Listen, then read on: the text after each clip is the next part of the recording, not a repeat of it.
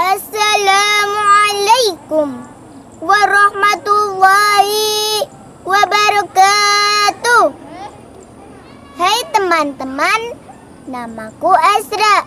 Aku anggota Pramuka Siaga dari Kudep 25.2086 MI Ma'arif NU 1 Cilongok. Salam Pramuka. Teman-teman, saat ini Azra mau bercerita tentang Nabiullah Ibrahim dan Nabiullah Ismail. Ceritanya begini. Pada zaman dahulu ada seorang nabi yang sudah berusia amat lanjut, namun belum dikaruniai seorang anak. Nabi tersebut adalah Nabiullah Ibrahim alaihi salam. Berpuluh-puluh tahun Nabi Ibrahim berdoa kepada Allah, sampai pada suatu saat doanya dikabulkan Allah. Dia dikaruniai seorang anak laki-laki yang amat tampan. Anak tersebut diberi nama Ismail, yang artinya Allah telah mendengarkan doanya. Di bawah asuhan Nabi Ibrahim dan Hajar istrinya, Ismail tumbuh sebagai seorang anak yang soleh, cerdas, dan penurut. Sampai pada suatu hari Allah menurunkan ujian berat pada keluarga tersebut. Apa ujian itu teman-teman? Ketika Ismail berusia sekitar 7 tahun, Ibrahim bermimpi menyembelih anak kesayangan itu. Ketika terbangun, ia berpikir apakah mimpi itu wahyu atau sekedar bunga tidur. Ia pun mendiskusikan mimpinya itu pada istrinya Hajar. "Istriku, aku bermimpi menyembelih Ismail, anak kesayangan kita. Bagaimana pendapatmu?" Malam berikutnya, ia pun bermimpi hal yang sama. Maka ia pun yakin mimpi itu adalah perintah dari Allah, Tuhannya. Dan keyakinannya semakin bulat saat ia bermimpi serupa pada malam ketiga.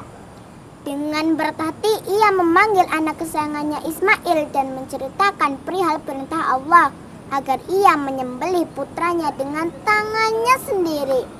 Coba apa jawab anak kesayangan sangat ditanya.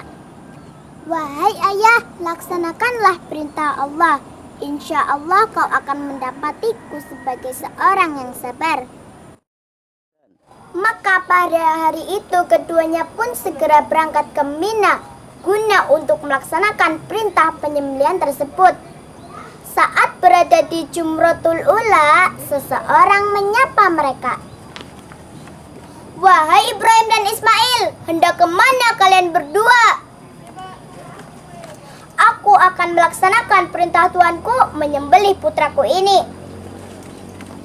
"Kamu jangan bodoh Ibrahim, Tuhanmu itu keterlaluan. Mana ada anak sendiri supaya disembelih. Pulang saja dan batalkan rencanamu. Jangan kau laksanakan perintah Tuhanmu. Pulang dan berbahagialah bersama putramu itu." Mendengar celotehan tersebut, Ibrahim dan Ismail memungut 7 butir batu sambil bertasbih dalam parinya orang tersebut. "Enyahlah dari hadapanku kau setan terkutuk." Setan yang menyamar sebagai manusia itu pun lari terbirit-birit. Saat berada di Jumratul Wusta, kembali Ibrahim ditegur oleh seseorang kakek-kakek. "Hendak kemana, hai Nabiullah Ibrahim?" "Aku akan melaksanakan perintah Tuanku menyembelih putraku ini." "Wahai Ibrahim, kau ini sungguh terlalu. Ayah macam apa kau hingga tega menyembelih putranya sendiri? Beginikah sifat seorang nabi?" Kembali Ibrahim melempari orang yang mencegahnya itu dengan 7 butir batu. hingga orang itu pun kabul sambil berteriak minta ampun. Sesampainya di Mina, kembali Ibrahim dihadang oleh seseorang yang bertubuh gagah, bersih, dan rapi. Ibrahim, Tuhan telah membatalkan perintahnya kepadamu. Sekarang pulanglah dan ajak anakmu yang gagah ini kembali ke Mekah dan bermain bersama teman-temannya. Maka kembali Ibrahim melempari orang yang menghalanginya dengan 7 butir batu kerikil. Sesampainya di tempat yang telah ditentukan, Ibrahim dan Ismail segera mempersiapkan acara penyembelihan. Setelah membaringkan putranya, ia pun mengumandangkan takbir untuk mengagungkan Tuhannya. Ismail menyambut kumandang takbir itu dengan melantunkan kalimat tahlil, dan dari langit terdengar sautan gema suara tahmid yang dikumandangkan oleh malaikat Jibril. Ketika Ibrahim menyembelih Ismail, dengan sigap malaikat Jibril menggantikan tubuh Ismail dengan seekor kibas putih dari surga. Ismail selamat dan keduanya pun berpelukan seraya bersyukur telah lulus dari ujian Tuhannya yang amat berat. Demikianlah akhirnya kurban menjadi syariat umat Islam hingga sekarang. Bagaimana cerita Ezra? Bagus kan? Wassalamualaikum warahmatullahi wabarakatuh.